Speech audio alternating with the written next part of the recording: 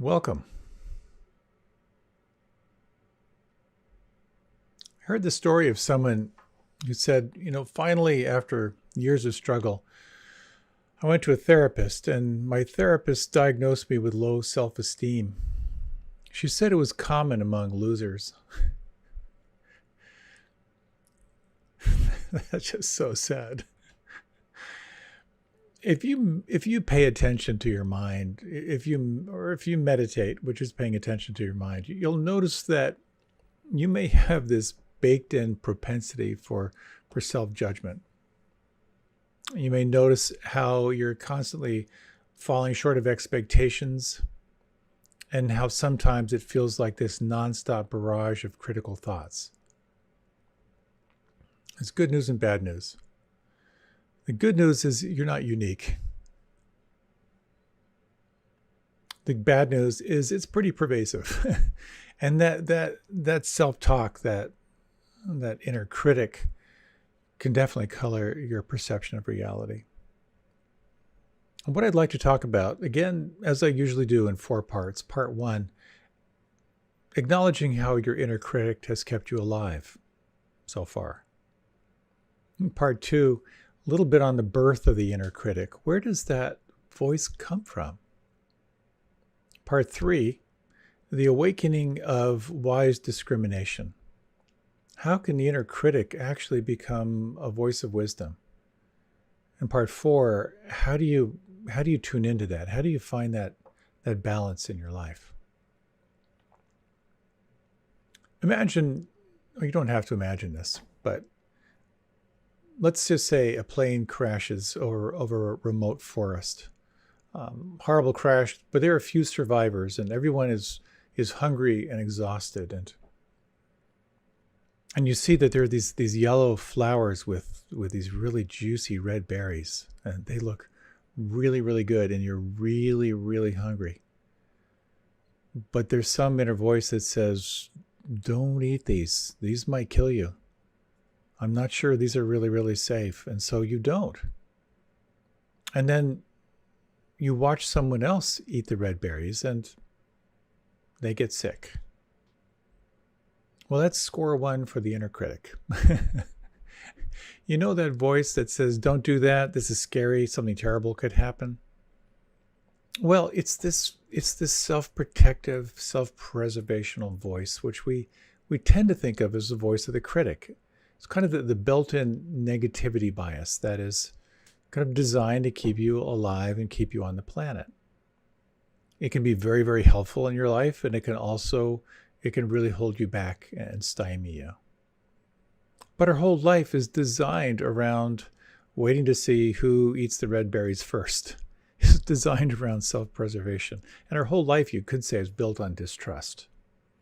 You know, when you clink glasses at a dining room table before a meal, clink, clink, clink, well, that really comes from a tradition of, I'll pour a little bit of wine into your glass, you pour a little bit of wine into my glass, so we're going to assure each other that we're not being poisoned. Shaking hands. Well, the roots of shaking hands is to make sure your fighting hand is immobilized. And why left-handed people were very sinister. The word sinistra means left-handed. You can shake someone's hand and still have your weapon hand free. But this sense of distrust has kept us alive, and we're basically the product of generations and generations and generations assuming the worst. And so we look for the worst. We're always looking for the bad news. I don't know, am I the only one? But I really think obituaries would be a lot more interesting if they told you how someone died. Have you ever found yourself, you're reading an obituary? Yeah, okay, but how? How did she die? This sort of negativity bias, this sort of scanning, this kind of this critical mind, this looking for what doesn't fit, it runs us. But when we begin to slow down, we begin to notice how pervasive it really is. And there was a woman on a retreat who was part of these small groups. And on our intensive retreats, quite often we had these groups of about 8 people. And she was listening to everyone share about their discoveries during the week. And she had considered herself to be a low achiever in life, although she acknowledged she was quite bright. And she reported out that she was so aware now that she was slowing down and paying attention of this voice in her head that kept saying, I'll never be as good as others. I'm not worthy of being successful. I'm not attractive enough. I'm not smart enough. And she reported how in her meditation, she was just fighting this voice. She hated this voice and where it came from. And she realized that the voice was actually always there in the background. And as she just sat with it for a couple days, she realized that she couldn't win. She wasn't going to win by fighting it and trying to suppress it. And so we talked about some strategies for being with it, like looking at the statements themselves, realizing how the negative self-talk is kind of a habit. She realized it was just sort of a habit of mind that she would sort of rotate through these thoughts. And she started to explore, and we'll talk more about this in a little bit, what would happen if she befriended the voice? Instead of trying to suppress it or get angry with it, what if she just kind of let it be? What if it wasn't the enemy? Maybe she could shift her relationship with it. And so she went back to her retreat exploring, okay, here it is. Here's this negative self-talk. Trying to suppress it and kill it isn't working. What if I just explore what it's like to befriend it? We'll talk a little bit more about what happens when you do that. But it does bring up this interesting question. How does this inner critic get so strong in the first place?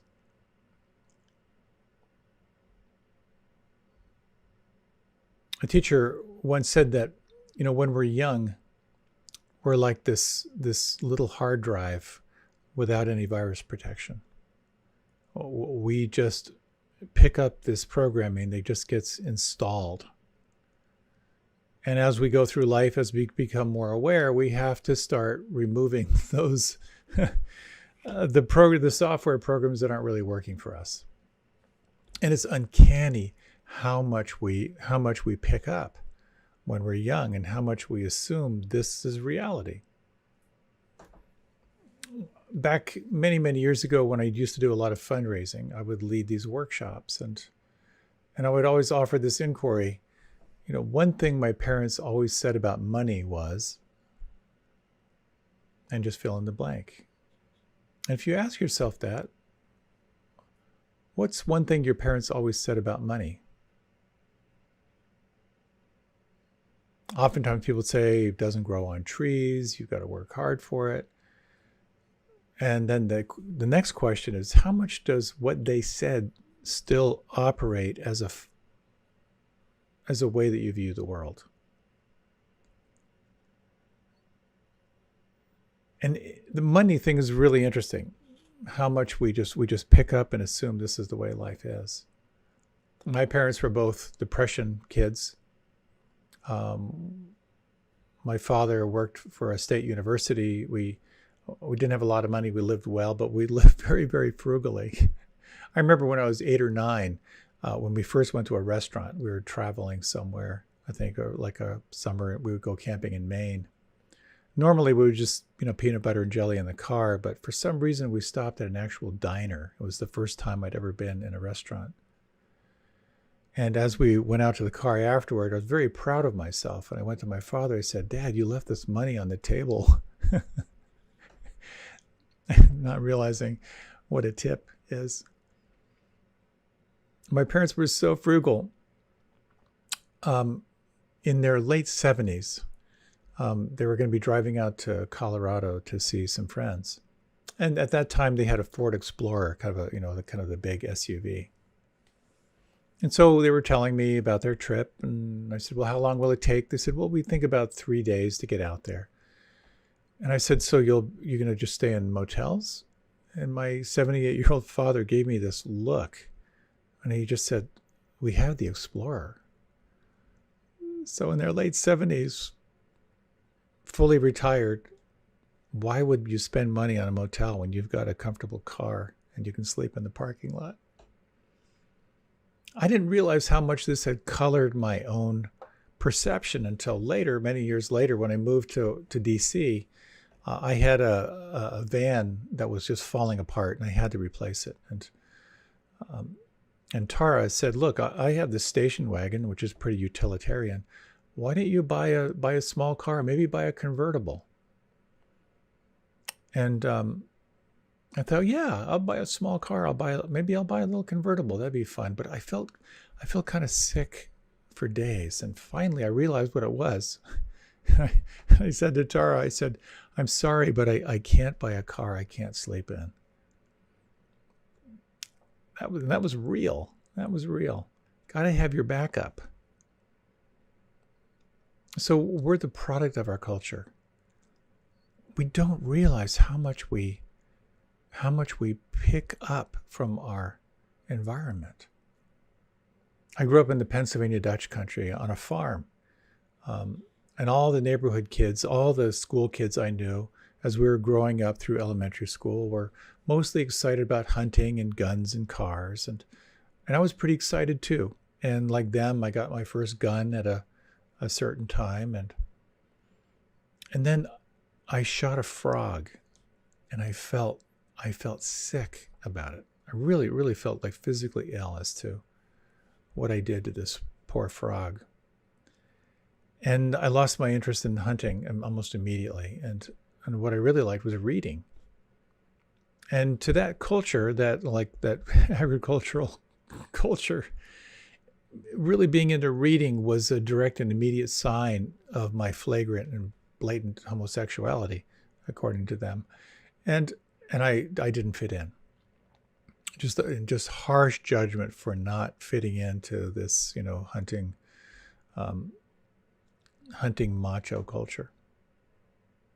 Luckily for me, I made my way into a culture that was much more of a fit for me, but I can still sense those inner voices.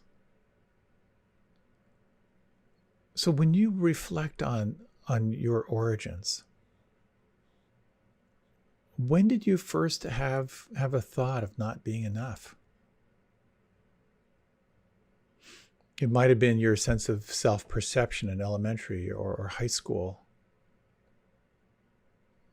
Can you recall how young were you when you started comparing yourself to others? When did you start being afraid of failure? When was it important to you that you be seen as a success? Again, we pick up so much information about who we are from our externals. And as soon as we move into comparing mind, we are planting a seed. An interesting perspective I find is looking from the perspective of the kleshas. This is through yoga philosophy. This is just part of the human experience and how we grow into separation. The first occurrence is what's referred to as avidya. And the word vidya in Sanskrit means knowledge or wisdom. And whenever you see the word a before a word, it means the opposite of that. So it's actually wrong knowledge or ignorance. And the first step into ignorance that we make is believing that we are separate from Source. As soon as we have that thought of I'm separate, we then move right into the next, which is referred to as asmita, which is the formation of the ego. You start gathering evidence of how you're a separate and unique being. And the more you invest into who you are as a separate and unique being, then you invoke what's referred to as raga and dvesha, which is your attachments and your aversions. The things you like, the things you don't like. And as you accumulate this over your life, as you build up this story of who you are as this separate being, this separate entity, the more you build up the stuff you like, the stuff you don't like, you then build into the final klesha, abhinivesha, which is the clinging to life and the fear of death. When you have invested all of your time and attention and energy into who you are as this separate being, and it all falls away, when the body falls away, the mind falls away, that fear of death is absolutely terrifying. To the degree you are identified as this separate being, to that degree you will fear death. Which is why quite often some traditions say that meditation is dying while alive. It's about seeing your aversions, seeing the desires, seeing the self-criticism, and seeing how it is essentially empty. Seeing the reality behind it.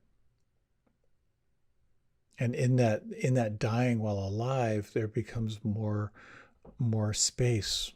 As you become less caught in your conditioning, you have access to what we can think of as unconditioned awareness, that sense of freedom, that sense of ease. So when you look at the inner voice of the critic, it's really helpful to look at, where did you pick that up? When did you start believing it? As soon as we move into comparing and judging, we are, as the third Zen patriarch said, invoking the disease of the mind. And we see this now. The more time people spend on social media, the more it ties into depression. Because so many people, of course, on social media are trying desperately to present their perfect life. And we tend to believe it. So again, the bad news is that this inclination to move into judging and comparing, this identification with this kind of phantom sense of self that is not permanent, is quite pervasive. The good news is there's a way out. And funnily enough, it has something to do with self-awareness and mindfulness.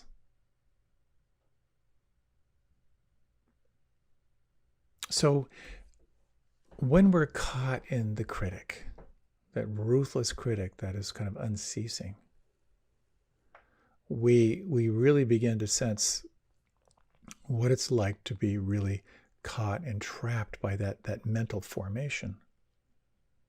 But just as the critic is saying, don't eat the yellow flowers with the red berries, there's also some wisdom in there. And this is where, as you pay attention to the inner critic, you can begin to discern that there can be a quality of wisdom. And it's referred to quite often as the awakening of wise discernment, the capacity to compare and judge through the lens of wisdom. Now, it's very hard to wake up to this stuff. And one of the ways that helps you to wake up is this practice of meditation, because you see more and more clearly into the nature of the mind. You begin to see the beliefs. You begin to see that programming that you picked up that doesn't necessarily have anything to do with truth. It feels real, but it's not true. And the more you pay attention, and particularly I find when you go to like a meditation retreat, when you really have time to really examine the thoughts, and you begin to see the top 10 beliefs or thoughts that just keep cycling through, you can begin to sense the whole operating system that's just below the surface. In one of these retreats, one of the retreatants came for a one-on-one interview. And she said, I've come to realize that I am doomed when it comes to relationships in my life. I've been sitting here for days reviewing all of my failures. And I've come to see I'll never be in a happy relationship in this life. I'm too damaged. I'm too old. I'm too needy. So there's a very interesting thing we can do here. As you're familiar, perhaps, with the practice of RAIN, the R, to recognize or realize what's happening. The A, to sense if you can allow it or accept it. Sometimes you can't. The I, to actively investigate that phenomena. And then the N, to nurture what you discover with some quality of loving presence. So much of this inquiry, as you may be familiar with it, is exploring how your issues are in your tissues. It's a very much of a somatic investigation, but you can actually do this investigation on a thought. So she had mentioned this thought of I'll never be in a happy relationship. So we did an investigation into this. And I asked her, is it true? And she said, well, based on all the evidence of my life, yes. I said, well, do you absolutely know it's true? Absolutely, beyond a shadow of a doubt. She said, well, I can't know anything absolutely, but I'm 99.8% sure that I'll never be in a happy relationship. And all you need is that 1/10 or 0.2%. And so I asked her, what's it like inside when you believe that thought, that you'll never be in a happy relationship? And she closed her eyes. I could instantly see this kind of internal collapse. And she said, I feel hopeless. I feel like I'm too damaged. I feel an immense sadness. So we hung out with that a little bit and brought a little bit of compassion, a little bit of kindness to that.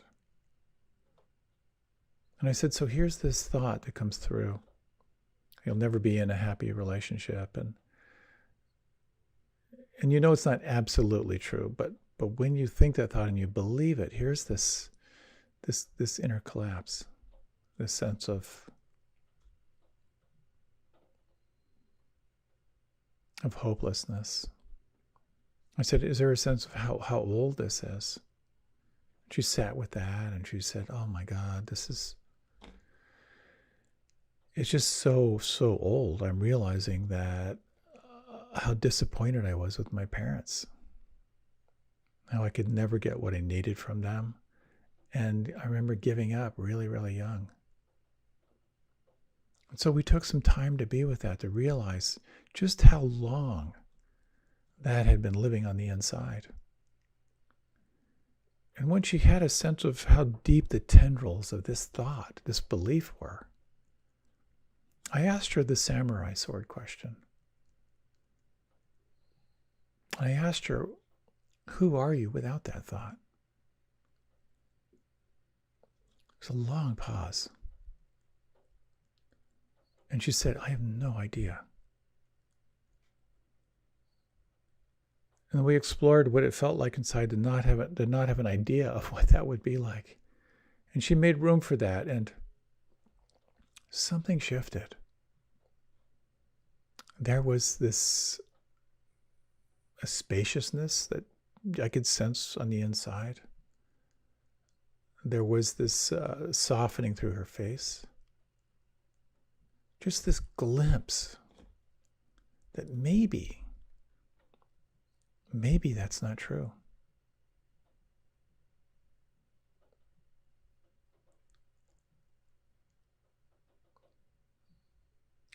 In meditation, we speak of this quality of the witness or the observer or mindfulness. You can substitute all different kinds of words, but I like to think of mindfulness as non-judging awareness. I like to think of it as awareness without preferences. It just sees what's there. It just lays it bare. And when you begin to examine what your inner critic is telling you, and you really see it for what it is, it can be kind of brutal, but it can also feel really truthful. The signs of the inner critic. You find yourself wondering if people really like you. If you ever feel anxious about feeling competent. If you have concerns about being perfect or being fearful of making mistakes. If you get distressed about lacking confidence, the imposter syndrome. Or you get really apprehensive of other people's opinions. Or perhaps if you feel shame about the past. If you've experienced any of these, you may notice how your mind will turn it over and over and over and over. Much of this it's habitual thinking. It's just a habit. And the first step to freedom is seeing it. So here's a definition of the inner critic. The inner critic is an internalized authority figure. That's a really interesting perspective. It's the internalized authority figure.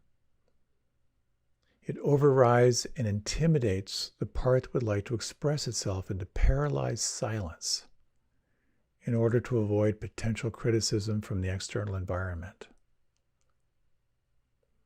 The healing occurs when you can express yourself freely where you weren't able to before. So, this internalized authority figure that just shuts down and paralyzes everything. The healing occurs when you can express yourself freely, or as I like to say, what you can't communicate controls you. What you can't communicate controls you. And what you can begin to set you free. So we'll explore a reflection on a thought in just a little bit. But I'd like to share a little bit about this arising of wise discernment. How the ruthless critic is very, very close to offering you some good counsel from time to time. I was in the Peace Corps for a couple of years in West Africa, and I lived in Niamey, the capital city of Niger. And as I was tootling along on my motorcycle, I saw this crazy Westerner with a loaded down touring bike, a bicycle on the edge of the Sahel. And the Sahel is the wasteland that's right next to the Sahara. And I pulled over. I just had to say hello, and I got to meet this fellow, Kevin Hickey. He had just crossed the Sahara from north to south on his bicycle, the first Western to do it. And he was pretty sick, and he stayed with me for a good while he was recuperating. And over that time, he told me all the tips and tricks for being on the road on a bike for 5 years.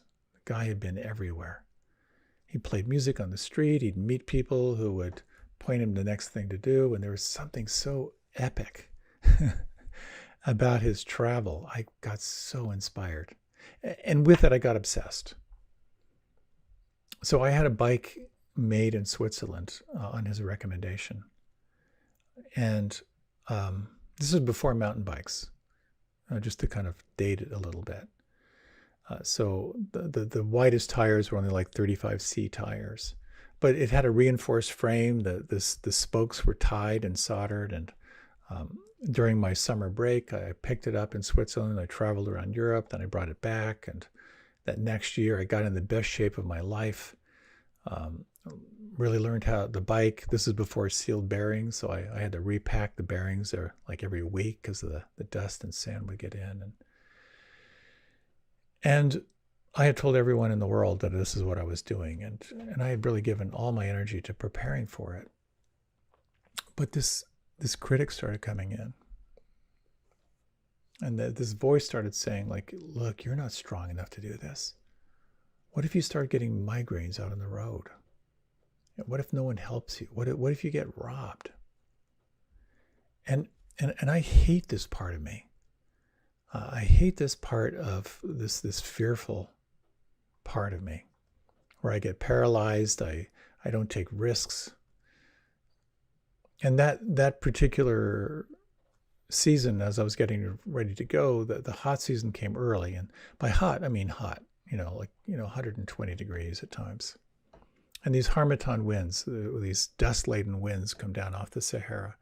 They were really terrible that year. It looks like fog, but it's dust. But I was so aversive to this fearful critic that I just pushed off, and I did a kind of a trial leg to test my gear, and the heat was just crazy. I wrapped up my head as many people did in that culture. And, what I discovered was that inner critic saying, this is really stupid. What's going to happen out there? It was absolutely right. It was an incredibly stupid thing for me to do. I got chronic nosebleeds from the dust getting in my sinuses. I became anemic. My nervous system was completely fried. I made it back to try to recover and to try to do it again. And again, the fear arose. And I did this little meditation where I thought, okay, so here's this inner critic that's just unrelenting, telling me I should be careful and this isn't safe. And I thought to myself, well, I really want to get rid of it, but how much do I want to keep? And I realized, well, I would actually like to keep most of this inner critic. And I saw how this was actually a voice of wisdom. It was actually a voice, it was an ally. It was really looking out for me. And when you think of the inner critic, it becomes a very interesting inquiry.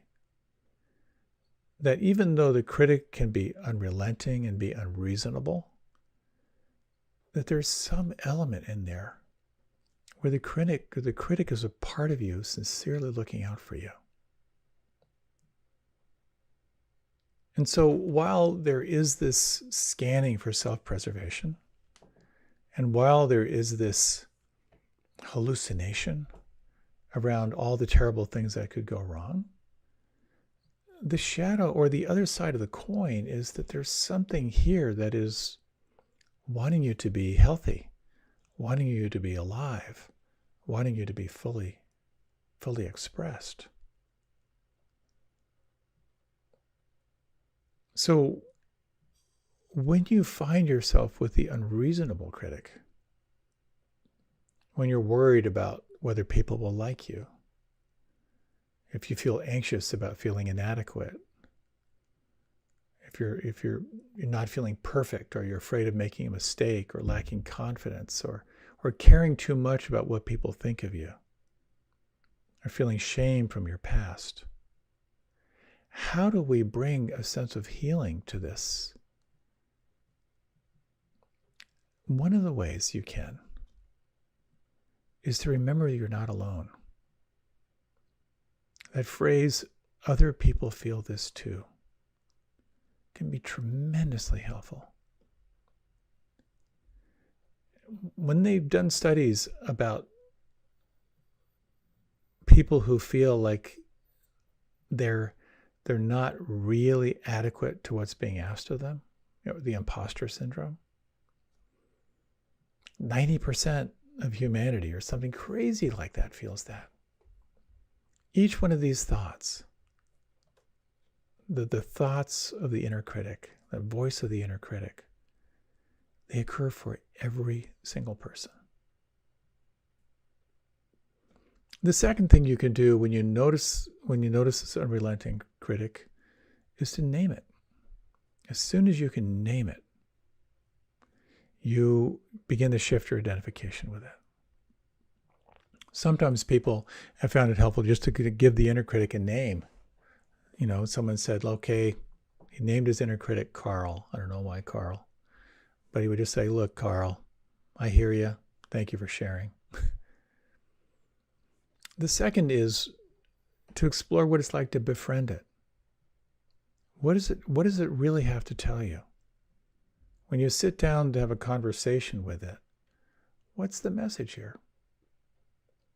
It might be telling you, it might be saying something around, look, you're not ready for this next meeting and you're going to fail. But if you really sit down and explore that thought, there may be a message in there around, it would be wise to explore how you might prepare a little better for that meeting. Or it might be helpful to have an ally in that meeting to kind of help you move through whatever you need to move through. Another way to sense the inner critic is to imagine that it's a servant. Because what happens is, when the inner critic establishes itself as the ultimate authority, it's not a servant anymore, it's a master. But when you take this stance of the observer, the witness, and that inner critic is actually a voice that's here to serve you, sometimes that can really help to reframe the situation. What does it really want you to know? And what I have found for myself is that when I fight the voice of the inner critic, what I'm doing is I'm giving it power. When I can sit down and really listen to it, because oftentimes what it really needs, at least for me, is it needs for me to listen. It sounds like it wants me to obey, but what it really needs is for me to listen. And when I can listen, sometimes I can sense it actually has a message for me. This inner critic is all about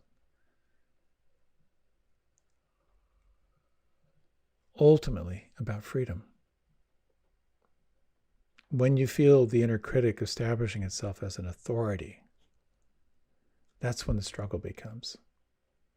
When you can begin to cultivate this sense of mindfulness, of preferenceless awareness, and have tea with the critic, then sometimes there can be a dialogue that might result in some wisdom coming your way. So we're running out of time, but I thought I might lead a short little reflection, and then we're going to end with a little quote. So if you like, you can close your eyes.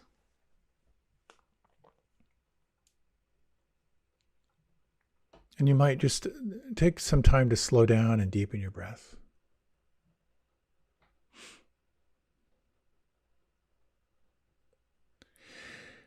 Quite often I find that the voice of this inner critic, in essence, will come down to a belief that either you're not good enough or there's something wrong with you. And you might just take a moment. And as you slow down the breath,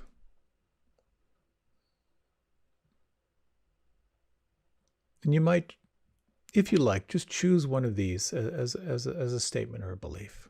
There's something wrong with me. Or I'm not good enough. Just choose one of those. And you can ask yourself if this is true. And you may find that there's something inside that says yes, but we're really looking at absolute. Do you absolutely know that to be true? And while it may not be absolutely true, you might just sense for a few moments, when you think that thought and you believe that thought, how does that thought live on the inside? Can you locate that?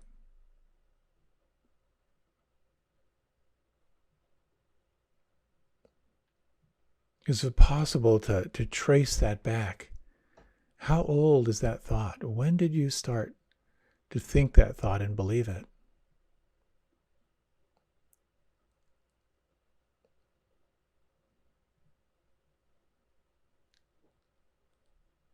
And can you sense where that lives on the inside? Can you locate whatever feelings may be most predominant right now?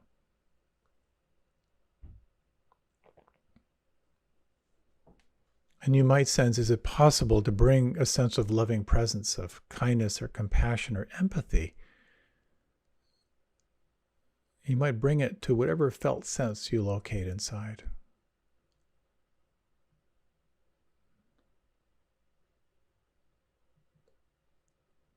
And you might explore this next question. Here's this thought. Sometimes you believe it. When you believe it, this is what it feels like on the inside. Who are you without that thought?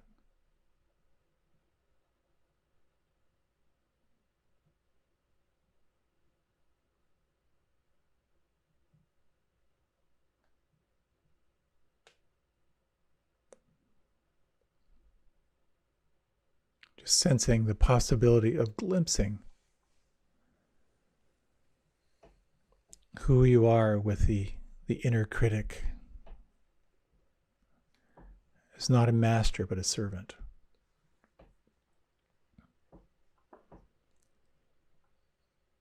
If you like, you can deepen your breath. If you like, you can open your eyes. Becoming more aware and having conversations with the inner critic has everything to do with freedom, with personal freedom and with full freedom. And I thought I would just close with this reading from Matthew Ricard, who talked about like this sense of freedom, not only for us individually, but for us as a culture.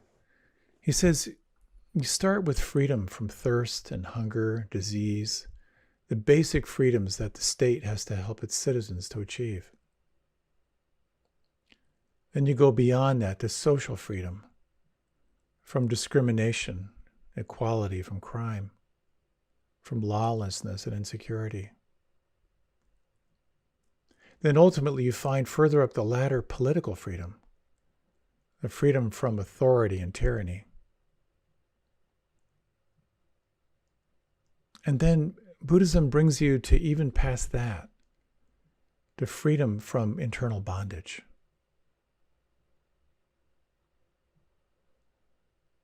I think it can be so helpful to really sense, what is this that's between you and feeling free? And when the inner critic, the voice of the inner critic is strong, sometimes you can turn toward it to recognize that other people feel this too, to name it, and to move toward it, to sense, what does this have to tell you? Is there some wisdom in this message? In so doing, you are taking this stance of the witness. Your capacity to observe without judgment, your capacity to observe without preference, and ultimately the possibility of coming in intimate contact with something which has bound you, and sensing who you are, free of that bondage.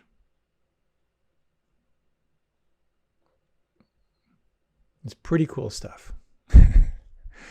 And I'm really, really happy to share these practices with you. I hope this has been helpful.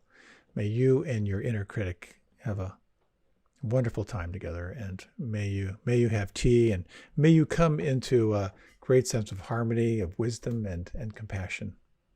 Thanks so much for your time, for your attention, and best wishes.